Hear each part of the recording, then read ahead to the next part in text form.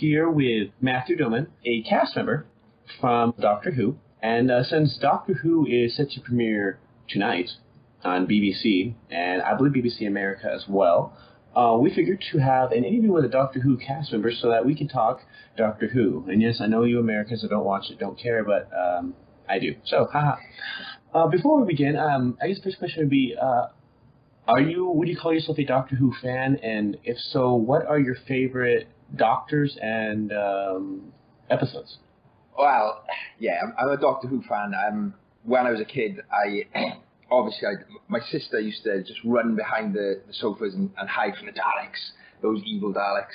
And the thing is, it was never really on in my kind of like younger teenage years. But like everyone always spoke about it, and you know, I always got to watch a bit and a bob of it. And I always do remember the 80s episodes with that. Remember that Dalek with the absolutely massive cannon in his chest? I was a bit of a fan, but then when it came back in force, I was like, yeah, baby. I got my chance, and I was like, yes. So, who's your favorite Doctor? My favorite Doctor? I like Sylvester McCoy a lot. But to be honest with you, I think David was absolutely fantastic. David Tennant. I think he's my favorite Doctor as well, though I started with Eccleston, as probably most Americans on the planet did. Yeah, Eccleston was good, but unfortunately he was short-lived. Yeah, David Tennant. Oh, we were so sad when he left. It was, but it was a fantastic couple of episodes, wasn't it? Yes, it was. And made me cry. Yeah. I got to fulfill my lifelong ambition as well. I met Timothy Dalton, the Welsh James Bond. Brilliant. He was the highest highest of the Time Lords, wasn't he? So I was on set with him, working away with him. I was one of the soldiers shooting people and stuff. So it was fantastic to meet him. Absolutely dream come true. So yeah, the episode was insane, absolutely insane. So you got to work on, I guess we'll describe it as Moffat Who and Davies Who. Yes, yeah, I've been working on it for a while, and yeah, I've been able to experience both of them. So is there a major difference? I know as a fan, I watch both, and honestly, I prefer Davies Who to Moffat Who, just because there's more character and drama in one than the other. Yeah. But is there a major difference when you work with them? There's not a major difference in my work with them.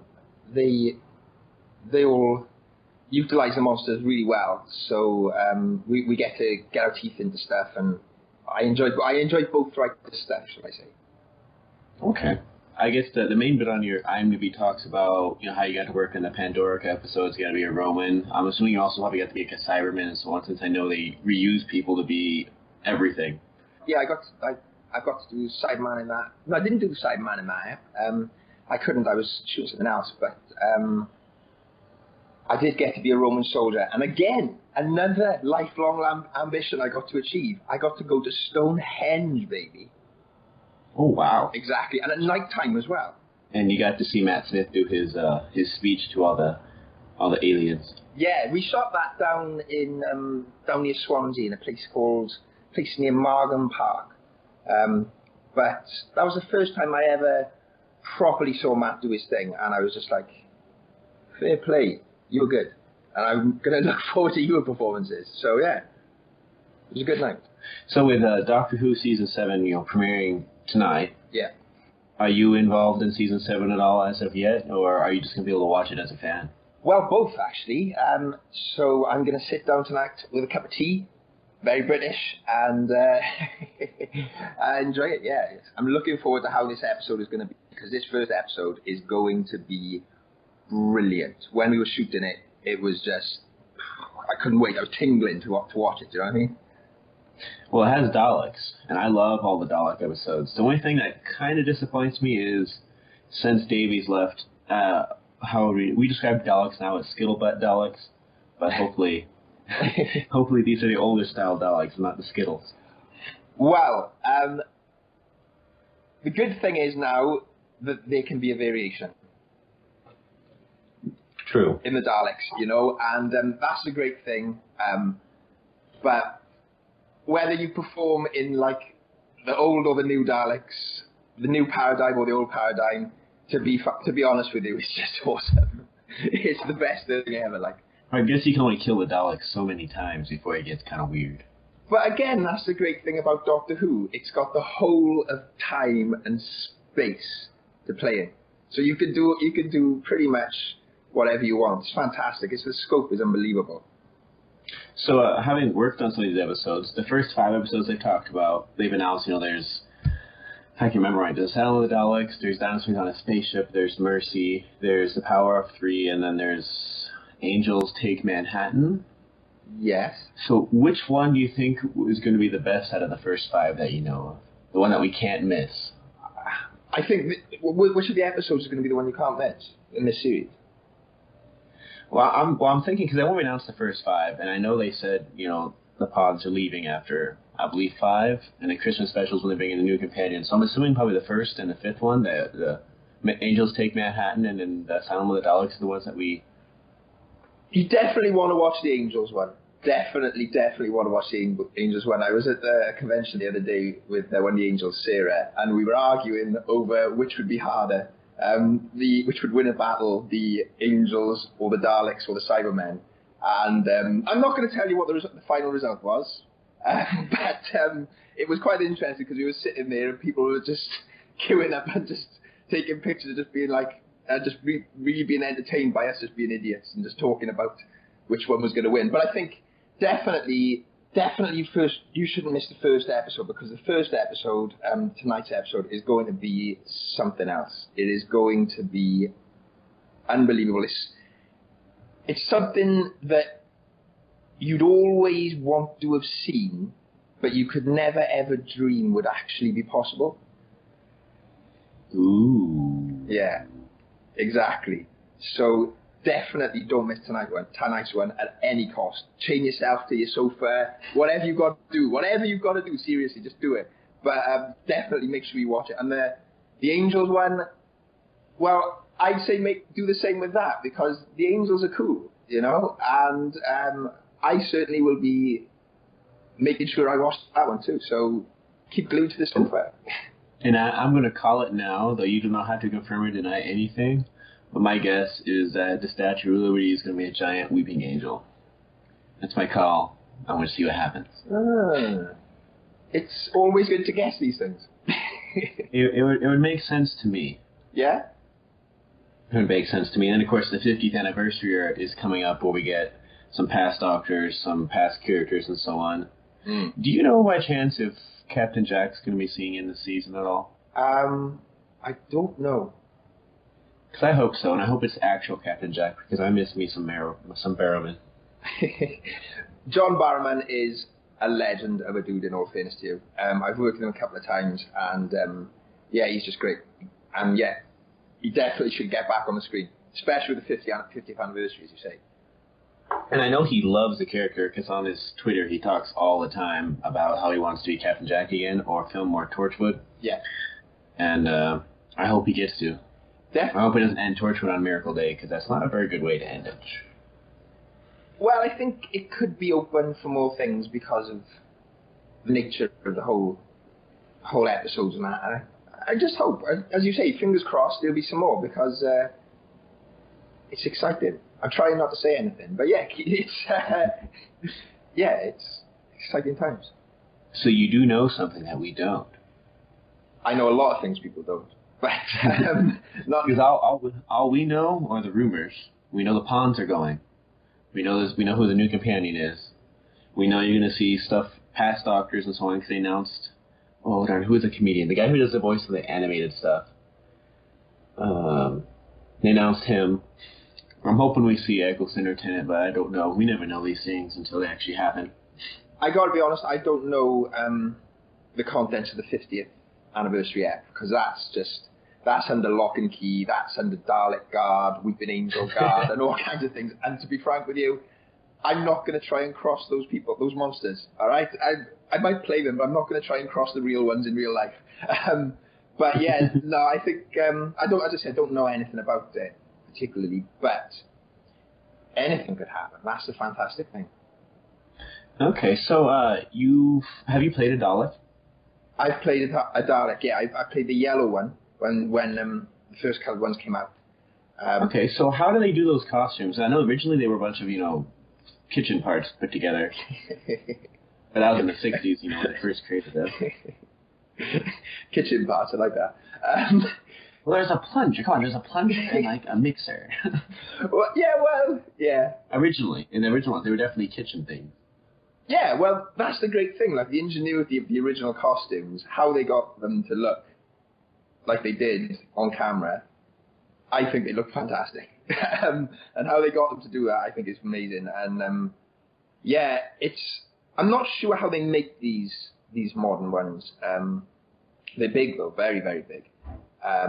And they put a stool, a plank of wood in the inside for us to maneuver them, which is it's like the Flintstones, Oh, cool. But then the great thing is, when you've got the Dalek collar on, the way you've got to turn the Dalek, you've kind of like got to brace, especially with the bigger ones, because there's a lot more room inside, so you've got to force your shoulders out more and your arms out more to be able to brace the entire Dalek. So what you've got to do when you turn, you kind of keep your feet.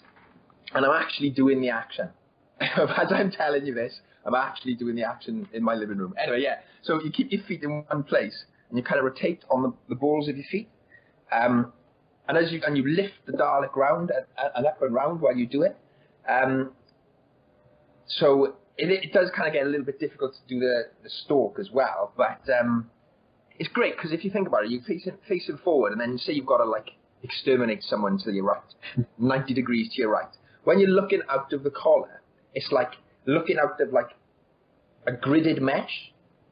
So you've just got like these squares of vision, not millions of millions, that's ridiculous. But you've got like a couple of hundred or whatever squares of vision.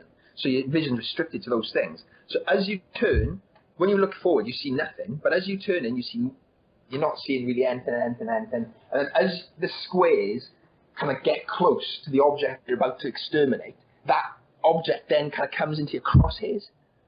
And then you kind of, yes, exterminate. Woo! Exterminate. Yeah, exactly. The first time I did it, I spun round, and as that happened, I was like, yes, I'm a Dalek, baby! It was pretty cool, like. So which is harder to move around in, a Dalek or the Cyberman suit? The Dalek is far harder to maneuver than the Cyberman outfit, because essentially the Cyberman outfit is strapped to your physical body. But in between takes and stuff, the Dalek is the better one to be in, because you can sit down. And they give you a fan as well.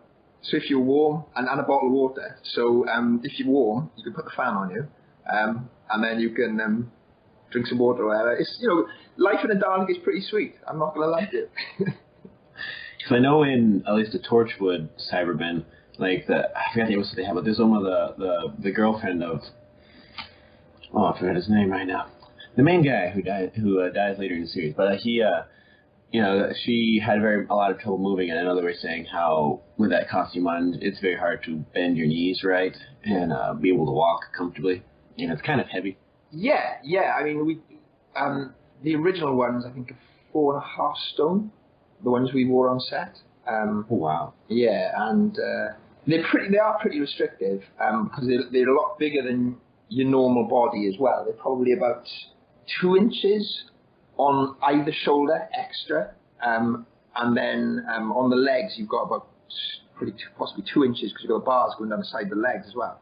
So you've got about 2 inches generally added to the side of you, and the feet are massive. The cyber feet, they're just huge. They're absolutely ridiculous. It's funny though. But the great thing is, you get to have in between takes, and don't tell anyone I said this, because obviously this conversation is just between you and me, Jeremiah. Basically, you get to have like really slow motion Cyberman fights. Do you know what I mean? So like you can like punch each other as a Cyberman. It's like, I shouldn't be saying this. Really? We'll make sure no one but our listeners hear this. Okay, yeah. And whoever else listens. As long as you keep it on the down low there, man, that's fine. Thank you very much. So, which of the... So you've played a Dalek, you've played a Roman, you've played a Cyberman. Have you been able to play any of the other creatures like the Sontarans or any of the other ones? Or an Ood? Yeah, I played quite a few. I played... and this is mixed between what I've done live and what I've done on camera. I haven't done all these on camera, but I haven't done all these live. Which all these. So basically, I started off with Cybermen. Then I did the Slab, which is like a motorcycle courier, in the Smith and Jones episode, the third season, I think. Then I did Ood. I've done Jadoon, Sycorax, Clockwork Droids, the Scarecrows. That was amazing because when we came around the corner, and all the school were there with all their rifles lined up on us, and they just opened fire into us. We had like all these squibs put all over our body, and it was brilliant because like I remember one shot went off in my chest on the left side of my chest, so my shoulder went back, and then one went off like in the right side on my stomach. So then I kind of went back like that, and then as I started to fall, I had two strapped, one to my knee and one to like my thigh, and as I was falling down, the one on my thigh went and the one on my knee went. I just thought, yes, I'm proper dying. Woo! Good.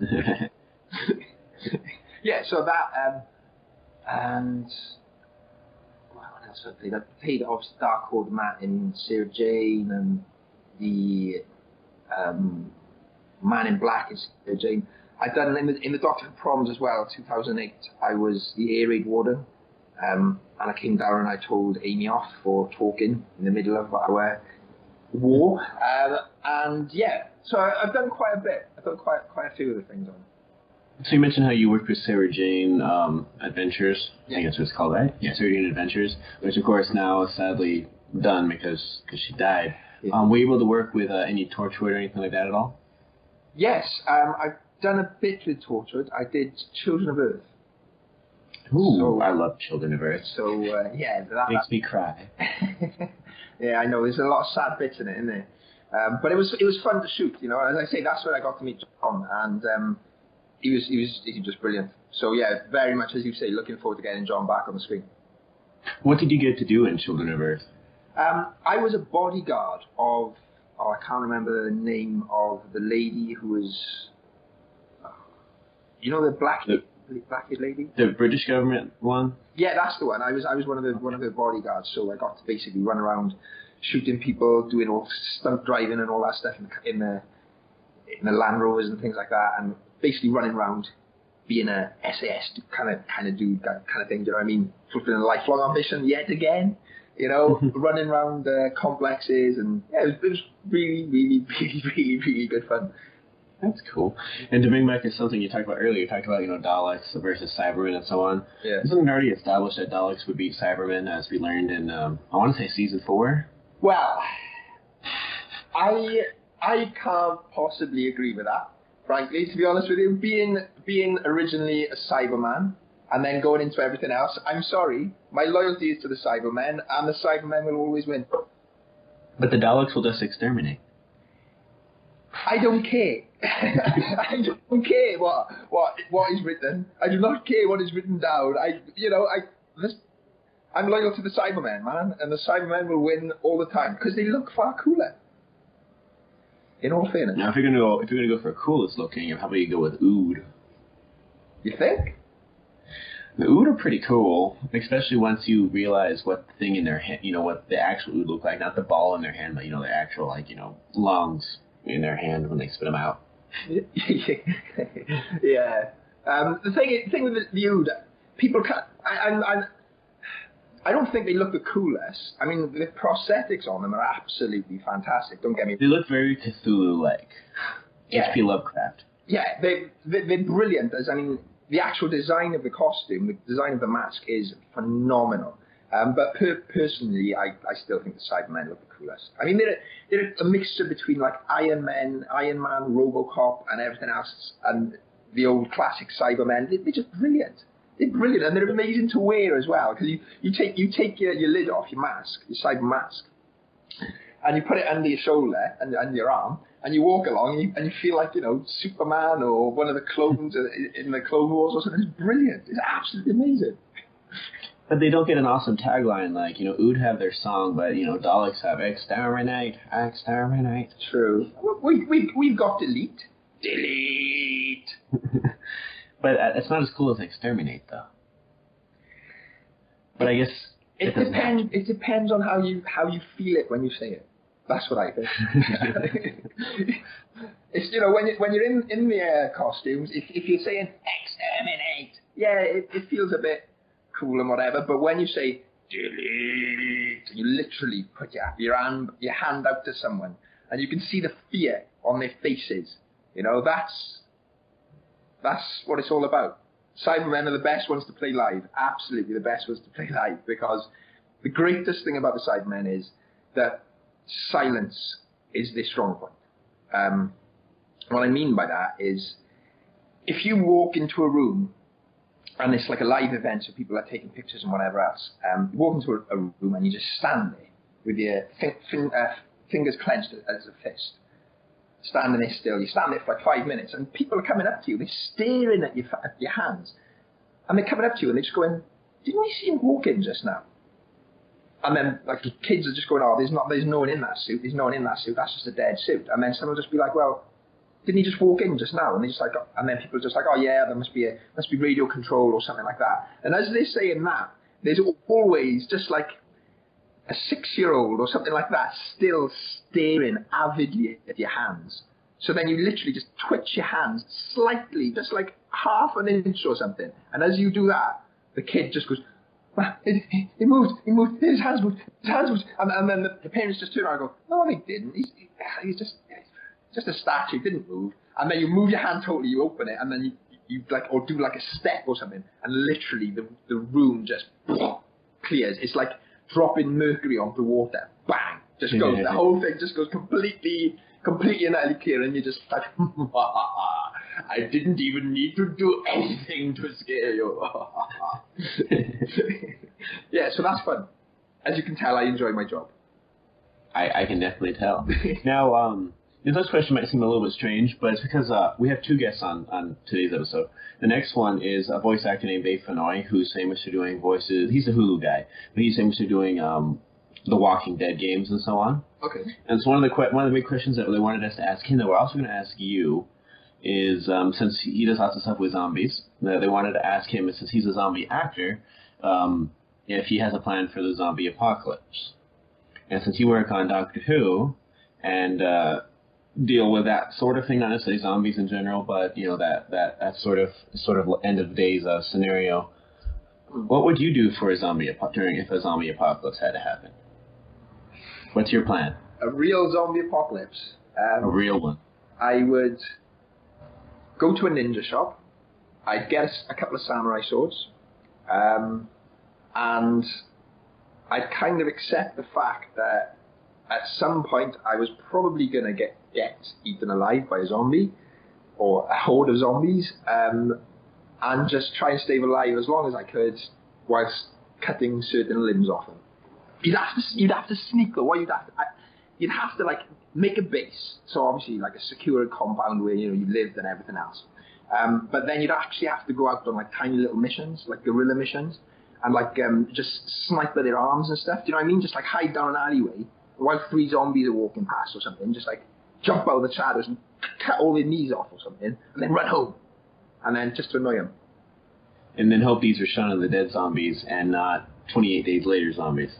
Yeah, well, yeah, exactly. Yeah, you don't want intelligent and fast zombies chasing you, because otherwise you're dead, like, you know. So if you could have one of the Doctor Who, we'll say alien or creatures with you in a zombie apocalypse, which one would you have with you? You know, like a Dalek or Cyberman, Santoran or Ood. What would you want with you? Interesting question.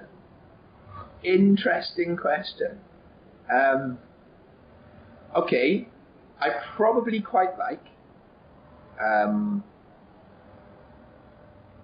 a Cyberman, but have a Dalek costume as well. So then you could hide in the Dalek costume and have the Cybermen fight. You know the way my mind works. Well done. Yeah, that's exactly what I do. Yeah, totally. Plus, we know if you had a Dalek, eventually he'd probably turn on you anyway. Well, yeah, well, saying that, so would the Cybermen probably. True, but Dalek would turn on you faster. Very true. I think. Yeah, very true, because he knows that he'd be invincible to those things. Whereas the Dalek, the Cyberman would just, he'd want to upgrade them. And then once they all either died or were upgraded, then that would be a scary thing. Oh, God. No. I've just opened a really scary page in the book in my head. Could you imagine a zombie Cyberman? A Cyberman made from a zombie's brain. Ugh. Now that would be scary. And then a lot of them. Oh, no. Oh yeah, yeah, that would be very scary. What would they do though? Because think about it, like, I mean, zombies don't have any emotions anyway, do they? So they just want to kill. Some men kind of just want to kill. So what would the emotional inhibitor wouldn't actually do anything now? It's on the Cyberman outfit. So what would become of the world if the Cybermen would? I'm quite scared now, as you can tell. And then it would be all your fault. Oh, thanks. Yeah, thanks to pin that one on me. Here's me just and you just pin the destruction of the world because of zombie Cybermen on my head. No. So we're gonna wrap this up a bit here, but before we let you go, do you have? We're gonna give you what's called a soapbox. So you can stand on the soapbox and promote yourself, promote any cause you want to promote, and basically you can say anything you want on the soapbox. It's now free. You now have free reign to speak your mind. Oh, fantastic. Well, as far as promoting, letting you know what I'm doing at the moment is concerned, I'm playing a part in an independent film at the moment. It's called DaiVerso. Now, it's a fantastic concept, basically. What it is, DaiVerso is a film about a clown who's actually a clown in real life. So he wakes up in the morning and he's got green hair, he's got a white face, white skin. He is an actual real life clown. But clowns are outlawed in his society. So what he does is he puts on every morning human makeup to become his human self. And his human self is a politician in charge of peace talks.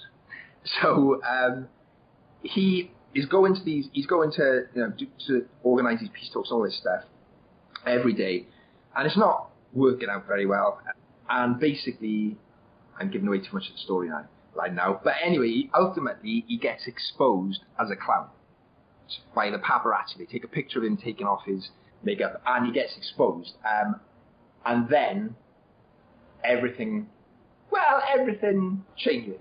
And it's just fantastic. I mean, he becomes himself, becomes happy, and because he's now accepted who he is, then his world and the whole world around him just suddenly becomes colourful and suddenly becomes amazing and filled with clowns and filled with happiness. And that's going to be we're shooting the last couple of scenes of that this week. Then it's going to go through final edit, and it should be ready to be screened within about a month, something like that. So keep an eye on my website, which is www.matthewdoman.com. And as soon as that comes out, we will be having the launch party, and it will be available for viewing. So keep an eye. Okay. And do you have any Twitter or Facebook or anything where people can follow you on as well? Yeah, my Twitter is 80s.showman, as in 80s showman. And I've got a blog site as well. All that's connected on my website, again, which is www.matthewdoman.com. So yeah, everything's on my website, all the current projects that I got coming up, and everything, yeah. You can view my show reel online, certain bits and bobs of movies that I've done. You can also see some of my pictures. So you can have a good idea of what I do. Okay, and we'll send our listeners your way, so you'll probably get a few more fans in later today. Excellent. Well, thank you very much, Jeremiah. It's been an absolute pleasure. It's been a pleasure to talk Doctor Who. It's very hard to find Americans to talk Doctor Who with. Yeah. At least ones that aren't polar, because believe it or not, I had a discussion about Doctor Who not that long ago, but it was pretty much Moffat versus Davies argument. Okay. Which is valid in some ways, because they are very different in style. But the person who was arguing for Moffat being the greatest ever had not seen seasons 5 and 6, therefore can't talk. You can't argue Moffat until you see Moffat without Davies, and then you can actually see the difference. Fair enough. I think they're all fantastic. I mean, I love that episode that Moffat did, where the Doctor had to call in all the relative or people he'd helped out in the past. Headless Monk episode, and I was playing one of Headless Monks as well, and that was amazing. And this is the reason why I love this episode, because I got to play a Jedi-esque character. You know, I've always wanted to do that, and it was amazing. You know the bit where the Headless Monk shot the energy ball out. Yeah. And took out a couple of things. Well, that monk shooting the energy ball out was me, and when I was doing it, I was just like, feel the force. It was fantastic. So if George Lucas finally does make his live action Star Wars show, you're going to be first in line to beg to be on the show. Definitely. I've said no tryouts, just beg. Yeah, blatantly. That's actually a good point. After I finish this, I'm recording a begging show reel, and I'm sending it straight to his door. Best of luck on that. And they'll probably film it like they always do in London. So. Well, I don't mind traveling. And it's Star Wars, so as soon as you see anything about it, that's begging. I will. Pleading might work. Bribing, maybe. I will. Checking up. Bribing. What do you reckon I can bribe him with? I hear he likes Starbucks. Okay. I'll get myself on the case of that.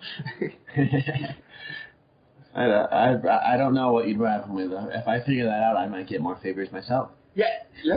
Mate, dude. If you do figure it out, and that sounds like the golden key, if you could figure that out, I would very much appreciate a phone call or an email, please.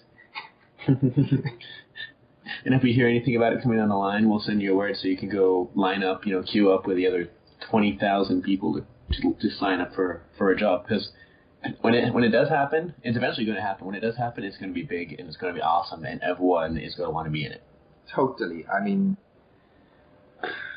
well, it's a milestone, isn't it? It always has been. The first 3 were, the last 3 were, and the concept of another Star Wars coming out. And, well, in the meantime, though, there is the Star Wars Detours TV show, which you have not seen the trailer for. I suggest going and seeing it. It's a comedy show by Seth Green, the guys at Robot Chicken. All right, yeah. It has, Jennifer Hale and Weird Al and someone doing voices in it. Okay. So check that out. Clone Wars, of course, is always good. Funnily enough, last night, I just spent the entire night just sitting here watching Clone Wars. Brilliant. Ooh, which season are you on? Season 2. Okay. So just so you know, last week at Celebration, I saw the premiere of season 5. It gets better and better and better. Stop rubbing it in! It's gonna get better and better and better. But we can talk Clone Wars some other time. You can find me on Skype and we'll talk Clone Wars, because I love talking me some Clone Wars. Awesome. Yeah. But we're gonna let you go now. Hope you have a good afternoon, and I want to get going tomorrow morning and enjoy the premiere of Doctor Who. Will do, and you too, sir, and enjoy the series, and may peace be with you.